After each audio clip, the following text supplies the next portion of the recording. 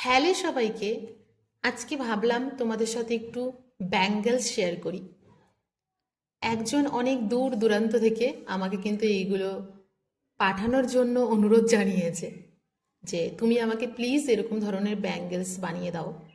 তো তার জন্যই করা রয়েছে কলমকারির সাথে ব্ল্যাকের কম্বিনেশন। তোমরা যদি চাও যে কোনো ধরনের কিন্তু কাস্টমাইজ করাতে পারো। আর এইগুলো রয়েছে দেখো, কিছু স্কোয়ার, আবার কিছু রাউন্ড, আবার কিছু মোটা।